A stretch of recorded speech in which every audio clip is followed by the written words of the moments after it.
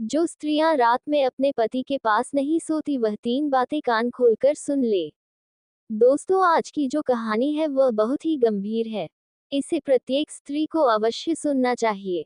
आज की कहानी में हम सभी जानेंगे कि जो पत्नी अपने पति के साथ रात में सोती नहीं है, उनसे दूर रहती है और अपने पति से लड़ाई झगड़ा करती है, अपने पति की कोई बात नहीं मानती है, ऐसी स्त्रियों को अंत में उन्हें सारा जीवन पछताना पड़ता है और उन्हें शनिदेव का ऐसा घोर श्राप लगता है जो कि उन स्त्रियों को बर्बाद करके रख देता है।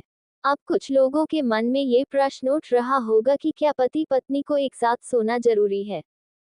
अगर वह एक साथ नहीं सोते हैं तो उन्हें क्या पाप भोगना पड़ता है?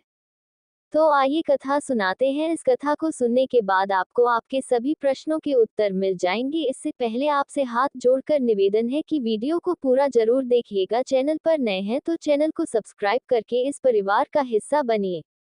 एक बार कमेंट बॉक्स में जय श्री कृष्णा जरूर लिखे। प्राचीन काल में एक काशीपुर नाम का राज्य था। उस राज्य में एक अत्यंत ही सुंदर और रमणीक नगर था। उस नगर में एक किसान अपनी पत्नी के साथ रहा करता था। उस किसान को एक बेटा और एक बेटी थी। किसान की पत्नी देखने में बहुत ही सुंदर और रूपवान थी, जिसके कारण किसान अपनी पत्नी पर सदैव नजर रखता था। अगर किसान के घर पर कोई भी पुरुष आ जाता था और उस पुरुष की दृष्टि किसान की पत्नी पर गलती से भी पड़ जाती थी तो वह पुरुष उस किसान की पत्नी की सुंदरता को देखकर उस पर मोहित हो जाता था। मित्रों, एक दिन की बात है। शाम हो चुकी थी और कुछ घंटे बाद रात्रि का तीसरा पहर प्रारंभ हो गया। उसी समय किसान अपनी चारपाई से उठा और चुपचाप उठकर सबकी नजरें बचाते हुए घर से बाहर निकला और जंगल की तरफ जाने लगा। उस किसान के मुख पर तनिक भी भय नहीं था। वह निर्भय होकर जंगल की तरफ बढ़ता चला जा रहा था। उसे देखने से ऐसा प्रतीत हो रहा था मानो उसे कुछ मिल गया हो। कुछ समय बाद वह किसान चलते चलते उस घने जंगल के बीचों बीच में पहुंच गया। तभी उस जंगल में एक झोपड़ी दिखाई देती है। वह किसान उस झोपड़ी के पास पहुंचता है तो उस झोपड़ी के बाहर उसे एक बहुत ही सुंदर स्त्री दिखाई देती है। उस स्त्री को देखकर किसान के चेहरे पर एक हल्की सी मुस्कान उतर आती है और वह स्त्री किसान को देखती है और उसके चेहरे पर भी एक हल्की सी मुस्कान आ जाती है। तभी वह स्त्री किसान से कहती है, हे स्वामी, आ जाने में आपने इतनी देर क्यों कर दी? मैं आपका बहुत देर से इंतजार कर रही थी। आगे वह स्त्री कहती है, हे स्वामी, कुछ देर आप और ना आते तो मैं यहाँ से जाने ही वाली थी। तभी मेरी नजर आप पर पड़ी तो मैं रुक गई। उस स्त्री की बातें सुनने के बाद उस किसान ने कहा, हे प्रिया, आज मेरी पत्नी को बुखार था, इसलिए उसे नींद नहीं आ रही थी। फिर उसे सुलाने के लिए मुझे उसके पास जाना पड़ा। जब वह सो गई तो उसे अकेला छोड़कर चुपचाप घर से बाहर निकलकर सीधा तुम्हारे पास चला आया। आगे उस किसान ने कहा, हे प्रिय, इसी कारण से मुझे आज तुम्हारे पास आने में थोड़ा सा विलंब हो गया। तब वह स्त्री कहती है, हे स्वामी, आज मुझे भी विलंब हो गई थी, लेकिन मैंने सोचा कि आप आ गए होंगे, परंतु जब मैं यहाँ पर आई तो आप यहाँ पर नहीं आए थे। मैं सोच रही थी कि शायद आप आकर यहाँ से चले गए होंगे। फिर मेरे मन में विचार आया कि मैं कुछ क्षण आपकी प्रतीक्षा कर लेती हूँ। शायद किसी कारणवश आपको आने में देरी हो गई हो। तभी वह किसान कहता है, हे प्रिय, विलंब न कीजिए, अन्यथा सुबह हो जाएगी। मित्रों, किसान के कहने पर वह दोनों झोपड़ी में चले जाते हैं और उस झोपड़ी में कुछ समय व्यतीत करने के बाद अपने अपने घर चले जाते हैं। मित्रों, इस प्रकार से ऐसा कुकृत्य करके वह किसान अपनी 4 मिनट 3 सेकंड पत्नी को धोखे में रखकर इस स्त्री से मिलने आया करता था और वह स्त्री अपने पति को धोखा देकर उस किसान से मिलने आया करती थी। तो चलिए मित्रों, आगे की कथा में मैं आप सभी को बताने वाला हूँ कि जो स्त्रियां अपने पति को धोखे में रखती हैं या जो पुरुष अपनी पत्नी को धोखे में रखता है उनके साथ क्या होता है। एक बार की बात है, भगवान विष्णु और माता लक्ष्मी एक ही स्थान पर स्वर्ण से बनी हुई सिंहासन पर बैठे हुए थे और उसी स्थान पर बैठे बैठे तीनों लोग का मनमोहक दृश्य देख रहे थे। तभी उनके पास नारायण नारायण का जाप करते हुए देव ऋषि नारद जी आते हैं और उन्हें प्रणाम करते हैं। देवर्षि नारद की आवाज सुनकर भगवान श्री हरि विष्णु जी अपनी आंखें खोलते हैं और देव मुनि नारद का प्रणाम स्वीकार करते हुए कहते हैं, हे देव मुनि नारद जी, कहिए आज किस प्रयोजन से आपका इस दिव्य लोक पर आगमन हुआ है। तभी देव मुनि नारद जी कहते हैं, हे प्रभु, आज मैंने धरती लोक पर एक बहुत ही विचित्र दृश्य देखा, जिसे देखने के बाद मेरे मन में एक प्रश्न उठने लगा। आगे देव मुनि नारद जी कहते हैं, हे प्रभु, यदि ये दृश्य भगवान ब्रह्मा जी ने देख लिया होता तो उन्हें तो मानव जाति से घृणा होने लगती और वे यही सोचते कि मैंने धरती लोक पर ऐसी मानव जाति क्यों बनाई है। देव मुनि नारद जी की बात सुनकर भगवान श्री हरि विष्णु जी ने कहा, हे देव मुनि, तुमने पृथ्वी लोक पर ऐसा क्या देखा जिससे तुम इतना व्याकुल हो उठे हो? तुम मुझे निसंकोच होकर बताओ। तभी देव मुनि नारद जी ने बताया और कहा, हे प्रभु, आज जब मैं आकाश मार्ग से जा रहा था तो मैंने देखा कि एक स्त्री अपने पति को रात में अपने बिस्तर पर सुलाकर रात में जंगल की ओर जाकर एक झोपड़ी के पास खड़ी होकर कि किसी पुरुष का इंतजार कर रही थी, और उधर वह पुरुष अपनी पत्नी और दोनों बच्चों को सुलाकर और उन्हें अकेला छोड़कर घर से निकलकर वहां से घनी रात में जंगल से होते हुए आया और उस झोपड़ी में उस स्त्री से मिला। और उस स्त्री से मिलने के बाद दोनों ने आपस में शारीरिक संबंध स्थापित किया और उसके बाद वहां से चले गए।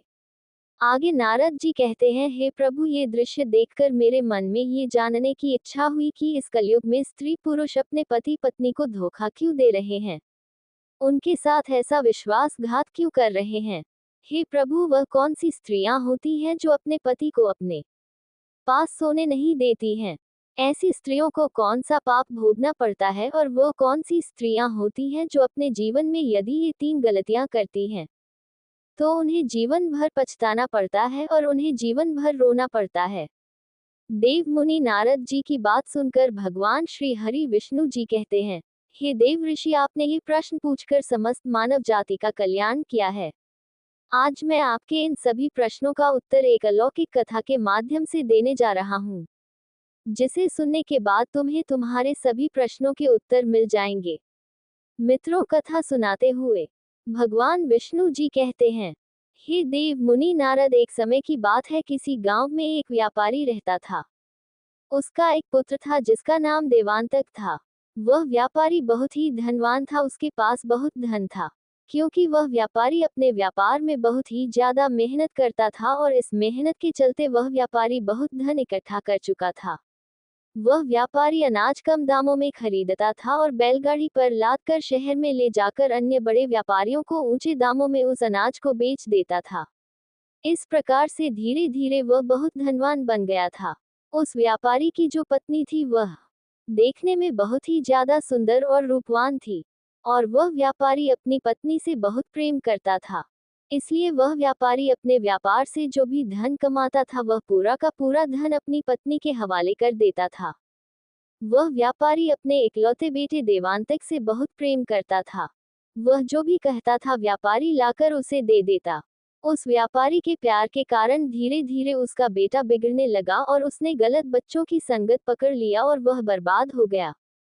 कहते हैं कि अधिक आजादी से या तो इंसान बिगड़ जाता है या फिर बन ही जाता है, किंतु बिगड़ता ज्यादा है और बनता कम ही है। उस व्यापारी के पुत्र के साथ यह हुआ कि वह बिगड़ गया। वह गलत लोगों के साथ रहकर शराब पीने लगा और जुआ खेलने लगा और अपने पिता का धन जुए में उड़ाने लगा। वह अपनी माँ से झूठ बोलकर धन ले जाया करता था और जुए में हार जाया करता था, और शराब पीने के बाद वह अपनी काम वासनाओं को शांत करने के लिए वेश्याओं के पास जाने लगा। एक दिन किसी व्यक्ति के द्वारा उस व्यापारी को खबर मिलती है कि तुम्हारा पुत्र अपनी हवस बुझाने के लिए शराब पीकर वेश्याओं के पास जाता है और सारा दिन जुआ खेलता है। अपने पुत्र के प्रति ऐसी बात सुनकर वह व्यापारी मन में विचार करने लगता है कि कैसे इसे इस दलदल से बाहर निकाला जाए। तभी उसने निर्णय लिया कि इसका विवाह कर देते हैं, क्योंकि जब इसका विवाह हो जाए तो घर में इसकी पत्नी आ जाएगी, तो जितने भी यह उल्टे काम करता है वह सारे के सारे भूल जाएगा, और जो यह वेश्याओं के पास जाता है नहीं जाएगा, क्योंकि विवाह के बाद इसकी पत्नी आ जाएगी तो ये कहीं नहीं जाएगा। ये सब सोचकर उस व्यापारी ने एक दूसरे नगर में अपने बेटे का विवाह करने के लिए लड़की ढूंढने के लिए निकल पड़ा। जब वह एक बहुत ही सुंदर नगर में एक किसी सेठ का घर दिखाई दिया तो वह वहीं पर रुककर देखने लगा, तो उसे घर के बाहर एक सेठ भी दिखाई दिया। फिर वह उसके पास गया और उससे कहा, हे भाई, हमारे पास हमारा एक बहुत ही गुणवान और चरित्रवान पढ़ा लिखा पुत्र है। मैं उसके लिए एक पुत्र वधू की तलाश कर रहा हूँ। यदि इस नगर में किसी की पुत्र वधू विवाह योग्य है तो बताने की कृपा करिए। तभी वह सेठ भी कहता है, भाई आप ठीक ही जगह पर आए हो, क्योंकि हमारी एक पुत्री है जो बड़ी सुंदर और सुशील स्वभाव की है और वह देखने में अप्सराओं की जैसी दिखाई देती है और उसके अंदर हमने बड़े कूट कूट कर गुण भरे हुए हैं। जब वह उस सेठ के मुंह से ऐसी बातें सुना तो वह मन में विचार करने लगा, अरे वही, ये तो बड़ी अच्छी बात है। इसकी पुत्री अप्सराओं की जैसी सुंदर है तो हमारे पुत्र को अवश्य ही पसंद आ जाएगी। हम निश्चित ही अपने पुत्र का विवाह इसी की पुत्री के साथ कर देंगे। ये सब सोचकर वह सेठ लड़की के पिता से विवाह की दिन तारीख रखकर वहां से अपने नगर को चला जाता है। जब वह अपने घर पहुंचता है तो अपनी पत्नी से मिलता है और अपनी पत्नी को ये सब बता देता है। उसकी पत्नी भी ये सुनकर अति प्रसन्न होती है और फिर सेठ की बेटी से अपने पुत्र देवांतक का विवाह कर दिया। देवांतक की जो पत्नी थी उसका नाम रोहिणी था। रोहिणी देखने में बहुत ही सुंदर लगती थी और वह सुंदर होने के साथ साथ अत्यंत रूपवान, गुणवान और स्वच्छ हृदय वाली स्त्री थी। देवांतक की शादी हो जाने के बाद देवांतक घर में ही रहने लगा, क्योंकि उसकी पत्नी इतनी सुंदर थी कि वह अपनी पत्नी को छोड़कर कहीं नहीं जाता था और उन वेश्याओं को भूल गया था। कुछ समय बाद देवांतक के माता पिता वृद्धावस्था में पहुंच गए। वह बूढ़े हो गए और एक दिन ऐसा आया कि उन दोनों की मृत्यु हो गई और वे इस दुनिया को छोड़कर चले गए। आगे की कथा सुनाते हुए भगवान श्री हरि विष्णु कहते हैं, हे देव मुनि नारद, उस व्यापारी के पुत्र का विवाह हो जाने के बाद उसकी काम वासना तो शांत हो गई थी, लेकिन उसकी जुआ खेलने की आदत अभी भी नहीं गई थी और एक दिन उसके जीवन में ऐसा आया कि उसने जुए में अपनी सारी संपत्ति गंवा दी। अब उसके पास बिल्कुल भी धन नहीं था और ना ही उसके पास कोई हुनर था कि वह कहीं कोई काम करके कुछ धन कमा सके। उसके पिता जो धन कमा कर गए थे वह सारा धन उसने जुए में लुटा दिया। एक दिन उसकी पत्नी ने कहा, हे स्वामी, अब तो हमारे पास खाने के लिए भी कुछ नहीं बचा है। अब हम कैसे अपना जीवन यापन करेंगे? फिर वह कुछ देर सोचने के बाद कहती है, हे स्वामी, आप यहाँ के राजा के पास चले जाओ और वहाँ कोई नौकरी ढूंढ लो ताकि हम दोनों का गुजारा चल सके। मित्रों, आगे भगवान विष्णु जी कहते हैं, हे देव मुनि नारद, उस राजा के पास यदि कोई व्यक्ति नौकरी मांगने के लिए जाता था तो वह राजा सबसे पहले उस व्यक्ति से पूछता था कि तुम क्या कर सकते हो। अगर तुम्हारे पास कोई अच्छा हुनर है तो तुम्हें नौकरी दी जाएगी, अन्यथा उसे बाहर निकाल दिया जाता था। इस संसार में मनुष्य का ज्ञान ही उसकी पहचान होती है और व्यापारी के पुत्र देवांतक के पास इसमें से कुछ भी नहीं था। ना उसके अंदर कोई गुण था, न कोई ज्ञान था, ना उसके पास कुछ भी धन बचा था और ना उसके पास कोई हुनर था। इसलिए वह अपने जीवन के एक ऐसे मोड़ पर पहुंच गया था जहां पर मनुष्य को केवल पछतावा ही होता था। धीरे धीरे जैसे तैसे करके समय बीतता गया। इधर देवांतक की बेटी विवाह के योग्य हो गई, किंतु उसका विवाह करने के लिए देवांतक के पास एक फूटी कौड़ी तक नहीं थी और उसको अपना घर चलाने में भी मुश्किल हो रही थी। अब तो देवांतक दाने दाने के लिए मोहताज हो रहा था। अब तो उसके शरीर की सारी शक्ति क्षीण हो चुकी थी। एक दिन देवांतक काम वासना के भाव से अपनी पत्नी के पास गया, तब उसकी पत्नी गुस्से से बोली, इस संसार में इंसान का सबसे बड़ा सुख केवल काम वासना ही नहीं होता है, जरूरतमंद लोगों की मदद करना भी होता है, और जो लोग काम वासना के चक्कर में अंधे हुए हैं वह बर्बाद हुए हैं, वह तुम्हारी तरह जीवन भर पछताते ही हैं।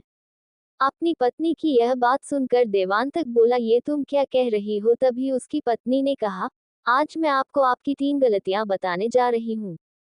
इन्हें ध्यान से सुनना, क्योंकि मनुष्य इन 3 गलतियों को करने के बाद सारा जीवन पछताता ही है। कुछ लोग अनजाने में करते हैं तो कुछ लोग जानबूझकर करते हैं और ऐसे व्यक्ति को जीवन के अंतिम दिनों में इसका दुष्परिणाम भुगतना पड़ता है।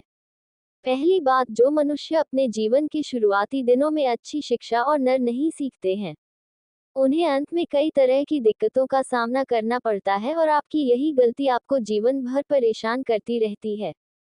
दूसरी बात, यदि आपके अंदर किसी कार्य को टालने की आदत है और आपने अपने जवानी के दिनों में किसी भी काम को करने में आनाकानी की है और अपने जवानी के समय को अय्याशी और इधर उधर घूमने में बिताया है, तो आपको अंत में बहुत सी कठिनाइयां मिलती हैं। तीसरी बात, मनुष्य को सदैव अच्छे लोगों की संगत में रहना चाहिए, क्योंकि गलत संगत में रहने से आप अपने मार्ग से भटक जाते हैं और इस प्रकार से आपको कभी भी लक्ष्य और हुनर की प्राप्ति नहीं होती है और आपकी गलत संगत अपनी तरक्की को रोक देगा और यही गलती संगति आपको बर्बादी की ओर ले जाएगी। देवांतक की पत्नी देवांतक से आगे कहती है, हे स्वामी, तुमने तो अपने जीवन की शुरुआत ही गलत तरीके से कर ली। इसीलिए आज हम लोगों को इस तरह की दिक्कतों और मुसीबतों का सामना करना पड़ रहा है। अब मैं तुम्हारे साथ काम क्रीड़ा नहीं करना चाहती हूँ और ना ही तुम्हारे साथ सोना चाहती हूँ। अब तो आपको ये करते हुए शर्म आनी चाहिए। अब मैं भगवान की सेवा करना चाहती हूँ। मुझे यकीन है कि भगवान हमारी सहायता अवश्य करेंगे। अब यही समय है आत्मा को परमात्मा से जोड़ने का। बालावस्था यानी जवानी तक लोगों का जीवन ब्रह्मचारी होता है। ब्रह्मचारी के बाद लोग विवाहित जीवन में आते हैं।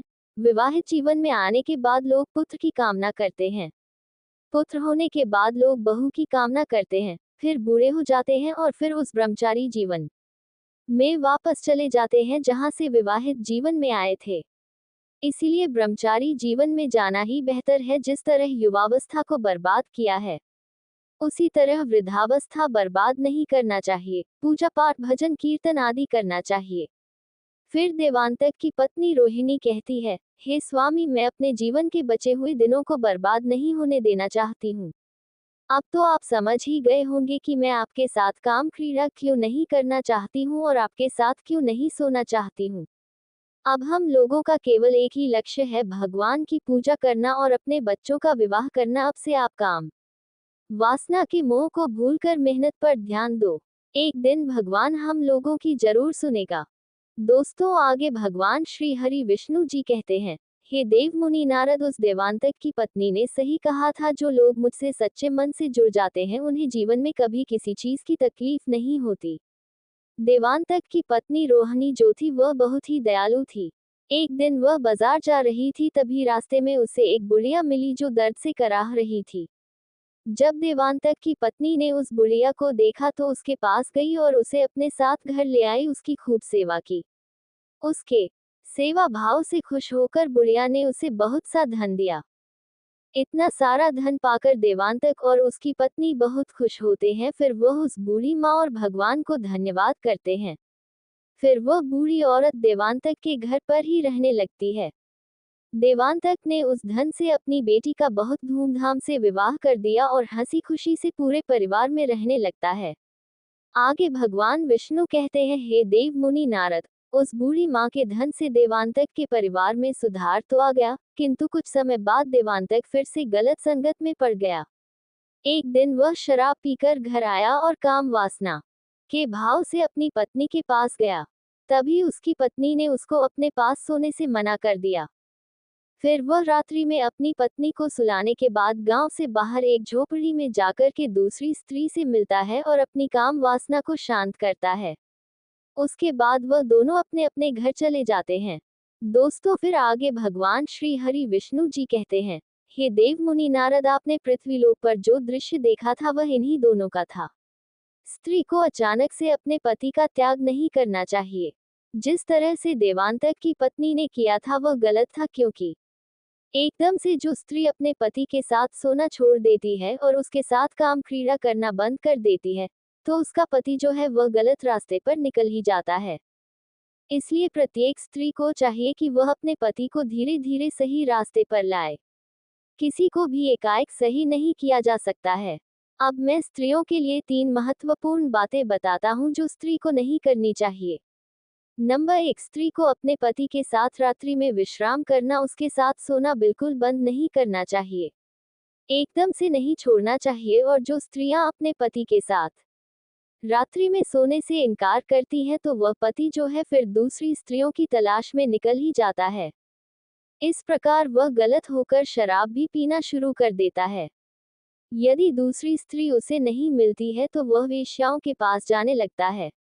इसलिए स्त्री को चाहिए कि वह अपनी पति के साथ रात्रि में सोने का बिल्कुल ही त्याग ना करें। नंबर 2, स्त्री को ये भी चाहिए कि वह अपने पति से सदैव प्रेम से बात करें, उनकी बात माने, और पुरुष को भी चाहिए कि वह अपनी पत्नी का सभी चीजों में सहयोग करें। जो स्त्री अपने पति की सारी इच्छाएं पूर्ण करती है वह एक दिन अपने पति को सही रास्ते पर लाकर के खड़ा कर देती है और उसके साथ खुशहाल जीवन व्यतीत करती है। जो पति पत्नी एक दूसरे के सुख दुख को समझते हैं, उनके जीवन में कभी कोई परेशानी नहीं आती है। उनके घर में कभी भी अन्न और धन की कोई कमी नहीं होती है। ईश्वर की कृपा दृष्टि सदैव उन पर बनी रहती है। तो दोस्तों, हम उम्मीद करते हैं कि इस कहानी के द्वारा आप लोगों को पता चल गया होगा कि स्त्री को अपने पति के पास कब सोना चाहिए और कब नहीं सोना चाहिए और उन्हें गलत रास्तों से कैसे निकालना चाहिए। यदि आपके पति भी गलत रास्ते पर चले गए हो तो आप इस कहानी में बताई गई बातों को ध्यान से सुनकर अपनाएं। उनके पति भगवान विष्णु और माता लक्ष्मी की कृपा से निश्चित ही गलत रास्तों से, गलत संगति से निकलकर बाहर आ जाएंगे और वह अपने घर परिवार और बीवी बच्चों की देखभाल करना शुरू कर देंगे। फिर कभी वह गलत रास्ते पर नहीं जाएंगे। तो दोस्तों, आपको कहानी कैसी लगी कमेंट करके जरूर बताएगा। कहानी अच्छी लगी हो तो वीडियो को लाइक शेयर, आध्यात्मिक कथाएं चैनल को सब्सक्राइब कीजिएगा। वीडियो को अंत तक देखने के लिए धन्यवाद।